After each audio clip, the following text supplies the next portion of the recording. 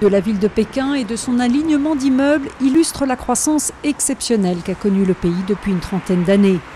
Depuis la pauvreté endémique des années 70, l'économie chinoise a bondi jusqu'à devenir la troisième économie mondiale. Mais la crise financière n'a pas épargné la Chine, qui a elle aussi eu recours à un énorme plan de relance. À la session annuelle de l'Assemblée nationale populaire, les dirigeants ont prévenu que cette année serait cruciale pour gérer la reprise. Nous devons articuler avec soin l'équilibre entre le maintien d'une croissance constante, un développement soutenu, une restructuration de l'économie, et cela en contrôlant l'inflation.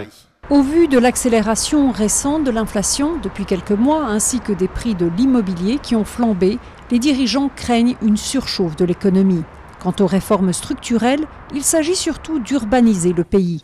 Les citadins consomment plus que leurs compatriotes des campagnes et les dirigeants misent sur la consommation intérieure pour maintenir la croissance.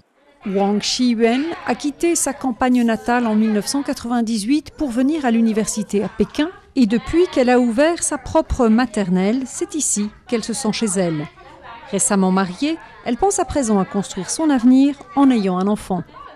Acheter une maison est quelque chose que nous allons faire assurément tôt ou tard. Mais dans l'immédiat, nous utilisons notre argent pour améliorer notre affaire.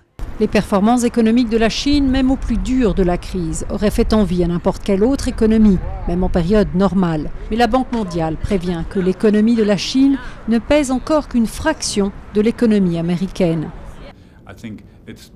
Je pense que c'est exagéré de dire que la Chine, à elle seule, peut sortir le monde du marasme économique. Mais clairement, la Chine a aidé, elle a contribué à la reprise mondiale. Les exportations ont augmenté pour le 3e mois consécutif depuis décembre. Une bonne nouvelle pour la Chine et un signe positif quant à l'état du reste du monde.